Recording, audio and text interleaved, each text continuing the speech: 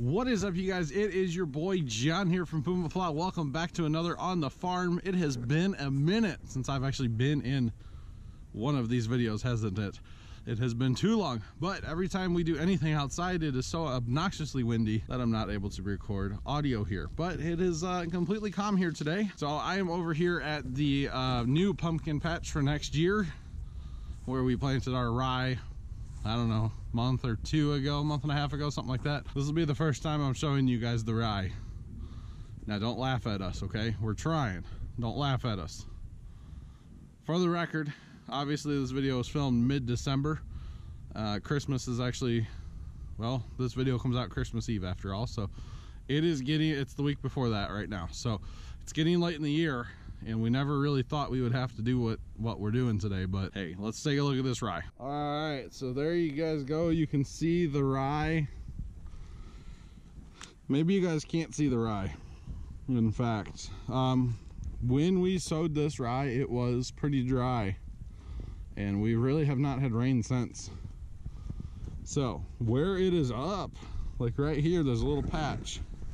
Where it's up, it looks pretty good. However, it's very patchy, very spotty, and kind of crap. Not gonna lie. So we will probably have to do some overseeding come spring. We have had to do some overseeding in the spring before in our rye, but not to the scale that we're probably gonna have to do it for next year. We've done some spot seeding before in the spring, but we're probably gonna have to do a lot. So here's the thing that I never thought we would do come mid-December. So as you guys might be able to tell, we have a sprinkler running.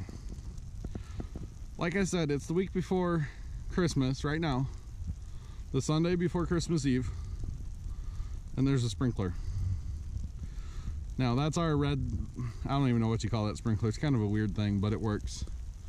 And I will cut to some video of what we did to it today. So as you can see, we added some wheels to the bottom of this sprinkler. Now the red base with the front quote-unquote wheels, that was off an old shredder, I believe, one point in time.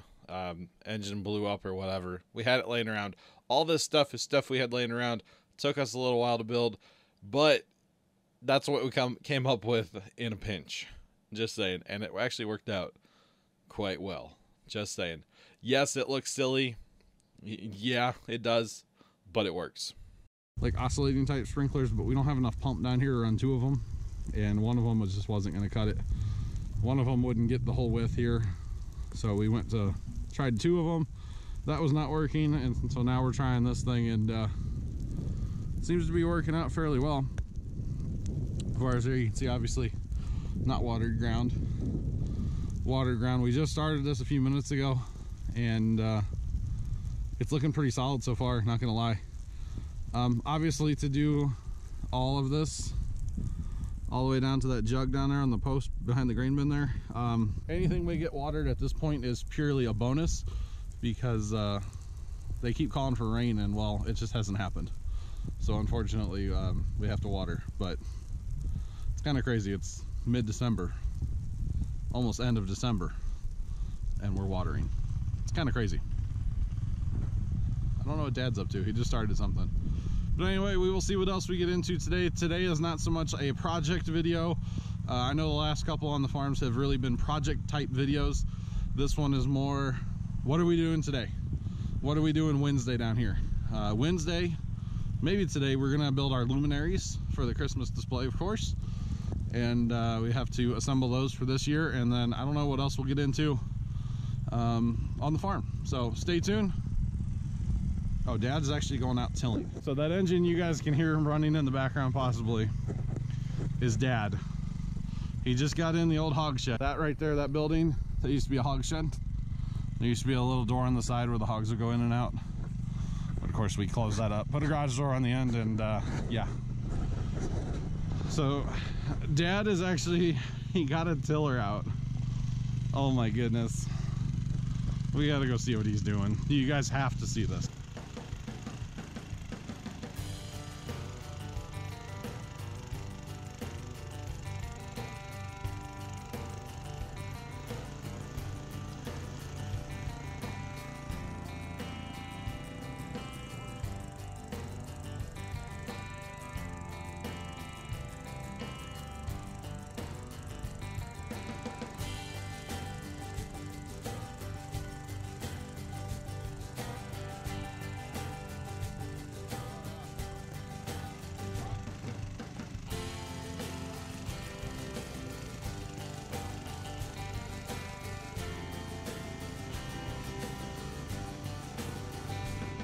All right, so it is December 17th, and who would have thought we would be watering in the garden and tilling in the garden?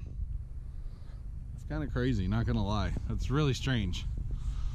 Well, here's something that we don't need for a while. At least here in St. Louis, it is a mild winter, fall, winter, whatever you want to call it. I don't think I'll be needing that anytime, boys.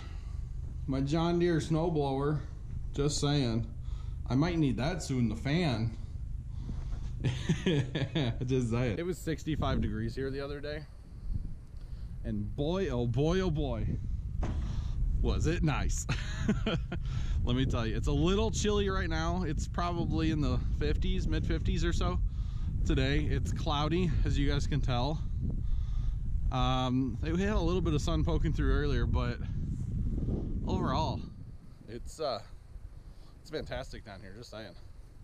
So I'm just kind of watching the sprinkler on our little tripod rig, wheel rig, whatever you want to call it, our little, I don't know, it reminds me of like one of those knockoff Segway things that has like the little caster wheel on the back. I don't know. It's kind of strange, I'm well aware, but hey, if it works, it works, because the theory is this garden is actually very soft.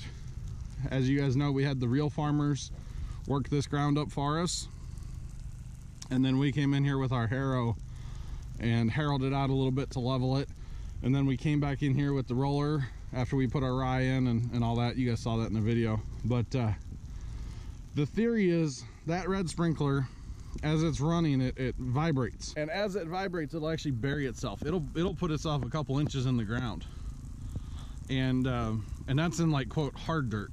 So this soft dirt, like I'm sinking in, you know, at times walking in it.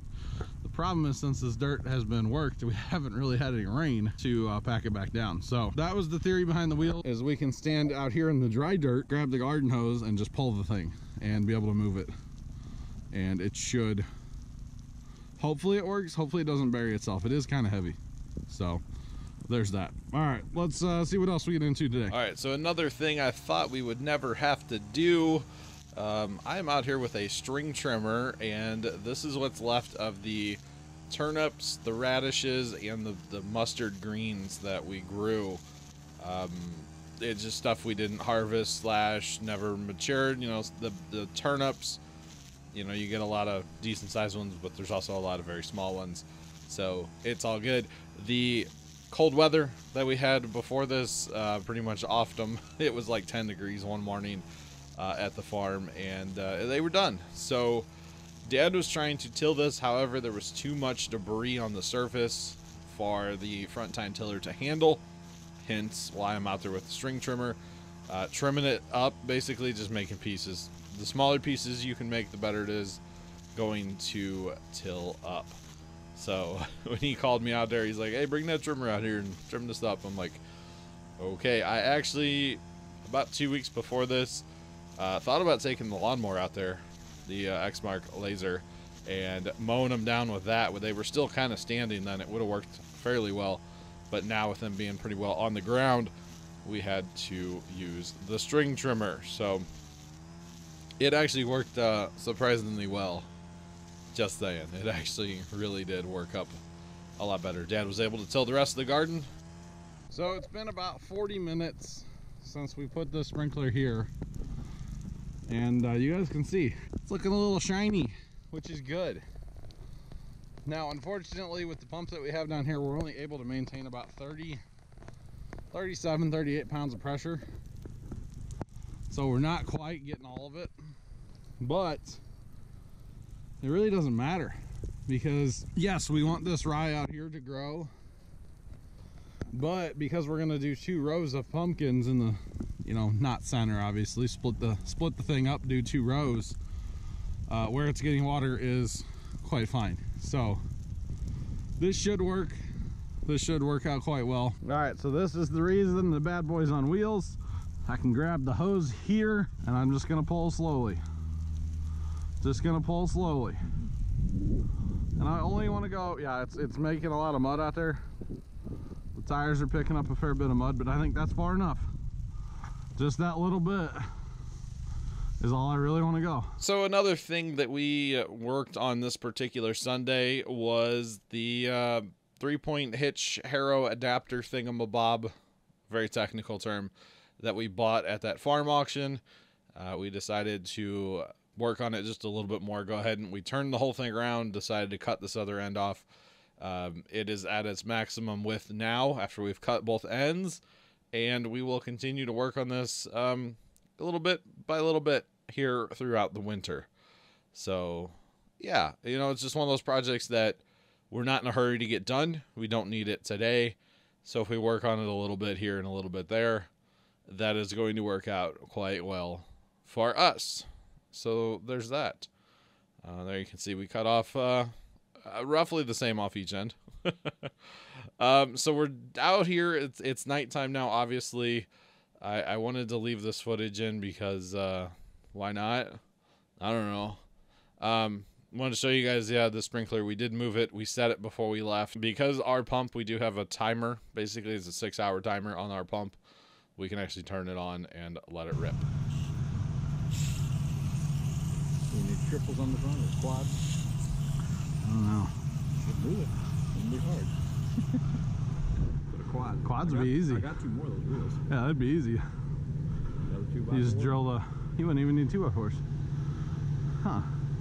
Just put them on the outside and then put pins through your axle and you're done. Yeah. GoPro stop recording. Welcome everybody to Wednesday down here at the farm. Hope you guys enjoyed what we did on Sunday. It is now Wednesday and we are back at this watering game out here in the garden. Just saying. We got a fair bit of the front part done the other day. And then before we left actually that night, I don't know if that nighttime footage is going to turn out or not, but we basically put it all the way down on the edge and moved it just today when we got here. And yeah, we'll get it all watered today. I'm actually getting ready to pull it. We're basically letting it sit for an hour and then we're moving it a little bit at a time. That seems to be working fairly well. We want to get at least a little bit of water on all of it. It is Wednesday now, obviously before this video goes live on Sunday, and by Sunday it is supposed to be very cold here. We actually have a chance of snow on Sunday. We'll see what happens there, but let's go ahead and get this sprinkler moved. I do need to figure out a solution on this GoPro Hero 5 for wind. I don't have a solution for wind right now, so I need to figure something out eventually. So we will see what else we get into today. I hope you guys are enjoying kind of a return to the roots, I should say, of the On the Farm series. Back to actually like vlogging. You guys will have to let me know, do you like when I actually talk to the camera down here at the farm? It's been a while since I've done it. And yeah, you guys will have to let me know in the comments of this video. So let's see what else we get into today. All right, so now we have a bit of a weird one for you guys.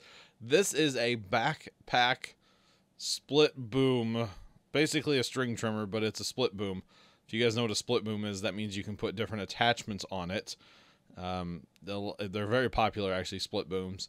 And this is a backpack version. So you wear the motor, the gas engine, I should say, not motor. You wear the gas engine on your back, and it's not bad. You know, you don't have to hold the weight of the engine with your hands. So you're just holding the weight of like the attachment plus the there's a giant drive cable basically that comes around. And I feel like I could run this for a while without too much like fatigue from holding it, because that is a heavy engine. That is a very heavy it's a big engine, just saying. Dad, where he works, they have this, and yeah, he decided to bring it down. Go ahead and get the hollyhocks trimmed up for the winter. It just looks so much better with them cut down, honestly, for the winter. And yeah, this thing, it's a lot better using this than having to use like a regular gas powered hedge trimmer, because you have to like bend over and stuff to like use it, you know. So this one is just a lot easier to maintain, or not maintain. This one is just a lot easier to use, and yeah, it's kind of a neat thing. If you guys recall, it's been a while. It's been probably a year and a half, 2 years. We did have a smaller version of the same thing, but with a string trimmer attachment. And it's probably been 2 years, actually, now that I think about it. Yeah, because it was winter. And I went out and cut around telephone poles with it, and that worked out quite well. So another thing we're going to do with this particular thing this day is we are going to trim up the asparagus. We harvest our asparagus in the spring. Obviously, then you let it grow to this stage, which is just natural, like bush out, fern, whatever you want to call it. And usually early spring, we go ahead and cut it. But because we're not experiencing winter, and I don't know, it was a really nice day. Dad's like, hey, let's just get this done. I do want to point out, we do have to be safe with this thing. Hedge trimmers are nothing to joke around with. You know, they mean business, and they can be dangerous. So, of course, Dad is staying back. I'm being careful, you know, while operating this thing around Dad. And, yeah, because it would definitely mangle somebody's leg or something like that. Quite easy, actually, quite easily. It would kind of destroy you if you, yeah, weren't careful with it. Just saying. This is our newest row of asparagus that we planted a couple years ago. And then this would be like an existing plant that's been here for a long time, actually. This particular plant is one of our original plants that we planted many, many moons ago. I couldn't even tell you how many years ago we planted this asparagus. Dad and I went down one night after he got off work. We planted this asparagus, our very first asparagus down here. Or I shouldn't say very first. Dad had asparagus down here when he was a kid. But that patch has since died and stuff, and floods over the years and whatnot. And there you can see this whole rig again one more time. It's really cool. It's really cool. But when we planted our asparagus many moons ago, we used the headlights off his old van he used to drive to plant the asparagus, and it was getting kind of late. Maybe that was the strawberries. It was something we planted out here. I don't remember which one. Dad will probably tell me when he watches this video. And by the way, if you guys are watching this video the day it comes out, happy Christmas Eve or happy Sunday if you guys aren't doing the Christmas stuff. But yeah, this video comes out Christmas Eve, and I didn't mention it anywhere in this video of like actual recording that it was, you know, or I did mention the day it was coming out, but I didn't say like, hey, have a good one or anything like that. So have a good one, guys. I appreciate you guys watching, and I hope you enjoyed this video. So we are piling up all of the asparagus here in what used to be the garden. It will be the garden again some year, but next year we're going to have the farmers plant this, but a little fire here and there doesn't hurt. So that just tells you right there, by the way, there's still a green stalk. We've not had a lot of absolutely cold weather. Just saying. All right, so I'm lighting the fire right now. This basically entire fire is going to be one clip, uncut. The only thing I did, obviously, is I took the audio out because I'm voicing this over in post. I'm sure you guys can tell there's no wind noise.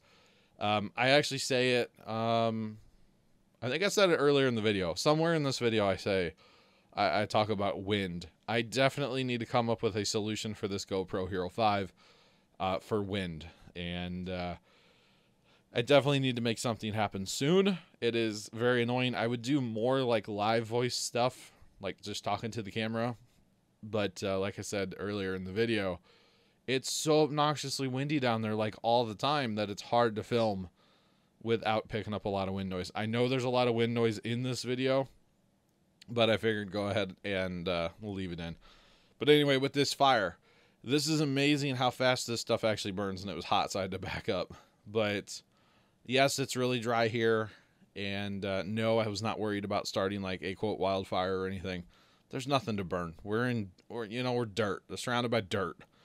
Not a big deal. But this asparagus burns so fast that I figured I would leave it as basically one long uncut clip for you guys. It's very interesting how fast this stuff burns, how hot it burns too. Oh my goodness. I know, shocker, fire's hot, but fire is very hot. There's no accelerant on this fire whatsoever, by the way. No gas, no diesel, no more motor oil, nothing. Just asparagus and the propane torch there you guys saw a minute ago to get it going. But that's it. That's all we have to use. It is a bit of a smoky mess, but that's all right. There was actually If you guys watched the stream the other day, I was talking about a big fire off in the distance. This was the day. The fire is behind us at this time. I believe coming up in one of the clips where I'm in the garden. I think that's coming up still, or maybe that was, I don't remember. I just edited this video like 20 minutes ago IRL, and I can't remember where that clip is, but you can actually see the smoke off in the distance in the one clip from the like big fire off in the distance. I don't know what it was. I don't know how far away it was, but at times it's like, man, it smelled so bad at the farm from that fire at times that day. But hey, it's all good. So you can see it's pretty much done already. It really doesn't take long at all to burn this asparagus down. And yeah, so a little bit of raking up with the pitchfork, and Dad actually has a rake, like a mulch rake or something. Kind of a weird looking rake. It's works pretty good though. It's weird looking, but it works. But Dad has a rake in his hand, I believe, right now, and I'm standing there holding a pitchfork. And it's been a minute since we've actually burned anything at the farm, guys. It really has been. It's been quite some time. We normally have a fair bit of fires down here, you know, hauling yard debris from different yards down there or whatever. We do burn a lot at the farm. But it seems like this year we really haven't burned but a couple times because we haven't had much to burn, if that makes sense. So, yeah, there's that. See, Dad's going to try to rake some of this up here real fast with his rake. Then we realized, A, it's a fiberglass handle, which is plastic basically. And the head of the rake that he's using that holds the tines, that's all plastic. So it's like, maybe you shouldn't use that on a fire. You know, it might just get a little melty. And you can see when you throw stuff on, you're like, you have to back up because it gets hot. But yeah, it's like, yeah, Dad, maybe you shouldn't use that rake on a fire. I don't know. We've melted a few tools at the farm over the years. One or two. The best one was my one brother's had a gas-powered leaf blower that he used to use to help get fires going, because, you know, fires are all about their oxygen, right? So you would get a little fire going and, say, a big pile of wood, and you'd hit it with the leaf blower to drive that fire up through the wood. The end of his leaf blower was so melted, mangled, nasty. I believe he gave us the leaf blower, and we replaced the end of it even. Dad, like, bought a new one. He's like, I can't take this. So it was pretty nasty, not gonna lie. But hey, it happens, right? It happens. See, I just threw some on, and it's like, oh, back up. It's so hot. Back up. So yeah. But no, it was good to get this asparagus done while it was a nice day. Or nice-ish day, I should say. It was pretty nice here. I mean, you can see Dad's wearing a coat. I was wearing a coat this day, but almost didn't need them in the afternoon. It was so nice. It's one of those days where you start the morning, you know, riding to the farm, and you have the heat on. And then by afternoon, riding back into town for lunch, you have the air conditioning on in the truck. And then when you go home at the end of the day, which we don't stay down there too late on Wednesdays because I stream on Wednesday nights, obviously, twitch.tv/Puma Plow. I do live shows, you know, on Wednesday night, so we don't stay down there too late on Wednesdays. But still, coming home a lot of times, it's like, all right, put the heat back on Wednesday night. So it's like you start with heat in the morning, you go to air conditioning in the afternoon, and then you go back to heat at night. And it's just like, it's kind of crazy. But, you know, that sun, that giant flaming ball in the sky does a lot for you. It does a lot to keep you warm. So it helps out quite a bit in the warm department, I should say. So, but yeah, you can see Dad's picking up other stuff out of the garden. Some pumpkin vines, a little gourd pumpkin, whatever he just threw in there a minute ago. And yeah, this garden here, all I did was disc it a couple times probably. We thought the farmers were actually going to work this up with their tools, but they decided not to. And this should be planted in corn next spring. So it'll be interesting to have corn like that close to the building, the spigot right there, that kind of stuff. And then they gave us, obviously, the other side. This is all ground Dad owns anyway, so it doesn't really matter to the farmers what we do with the ground. So there is that. There is that. But yeah, one cut, one take, no whatever, nothing edited out of this fire. I thought it was kind of cool to give it to you guys in one piece like this. And yeah, I know this is quite long on the farm. This is actually going to be the longest on the farm in quite some time, so I appreciate if you guys are still watching. And I guess what I asked earlier in the video, if you guys like the vlog style, but do you also like the longer videos as well? Or would you rather have a 7-minute video?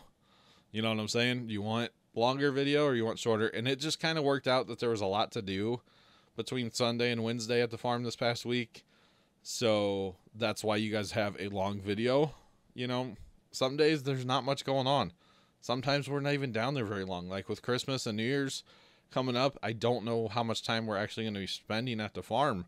Say Christmas Eve, the Wednesday after Christmas, you know, New Year's Eve, that kind of stuff. So we will have to wait and see. So we got done with the fire. We took a little break.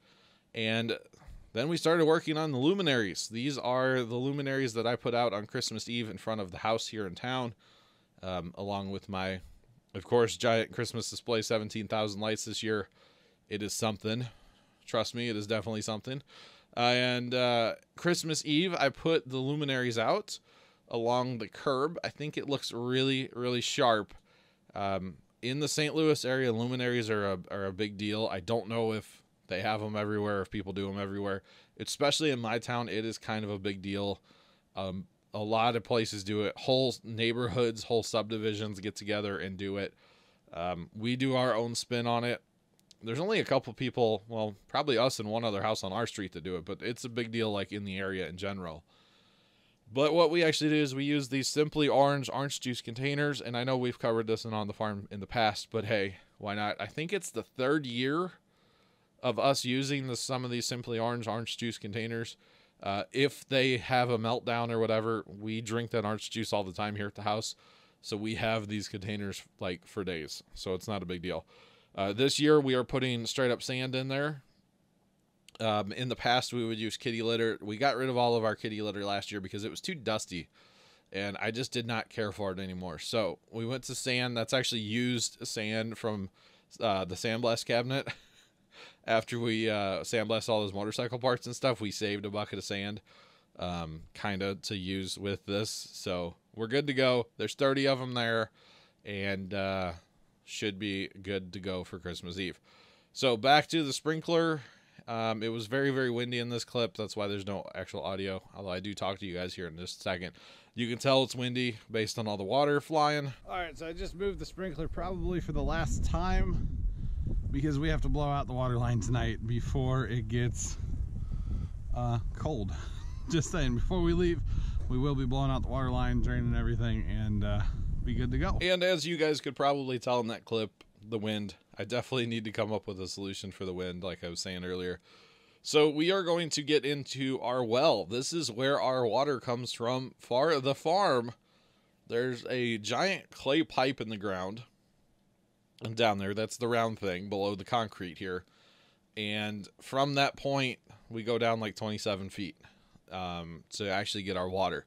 The pipe that goes over or towards the top of the screen there goes into the pump house, which is this little building here. And that's it, sucks our water up. There's a check valve down in the hole, basically a one-way valve. And then on the pump house side of that one-way valve is a T with a ball valve to drain the main, as we call it. So we can drain it up to the pump house here to down in the ground. And we don't worry about the pipe in the ground actually freezing after that. So basically we watered, like I said earlier in the video, we've got some pretty cold weather coming here in the St. Louis area. So what we're actually doing here is blowing out the water line. Now, they are frost-proof hydrants. We are 3 feet deep, but which 3 feet deep is plenty deep here in St. Louis, especially in the past couple of years where we haven't had a lot of winter. But even though we're plenty deep and we're using frost-proof hydrants, we do take the extra couple minutes to go ahead and blow out some of the water out of the water lines. We don't go crazy and get every drop out of all the spigots or anything like that, but we do take an extra second or two to go ahead and blow out the water lines. We feel like it's a lot safer way to go. We would hate to break a pipe, then have to dig it up. You can see I'm opening all these valves in here to go ahead and drain everything, drain the pump, and that's what I'm draining right there, actually. We blew out the new system, which is all PVC pipe. We blew out the old system, which is old 1/2-inch water pipe, and we're good to go. So we do not have water at the farm again. We do keep some jugs of water down here if we need to start the pump back up. We have water down there. So I'm going to pour in a little bit of like RV antifreeze into the pump itself to keep the pump from freezing out until it runs pink at the bottom, and then we're good to go. And hey, that's the end of this super long on the farm. I greatly appreciate you guys watching. I hope you enjoyed a look at 2 days on the farm. Pretty much everything that we did, there's at least a little bit of in these videos. Pretty much. There's a few things we did off camera. But anyway, thank you guys for watching. Make sure you hit that like button for more. Subscribe if you have not already done so. Have a great Christmas. And as always, toodles.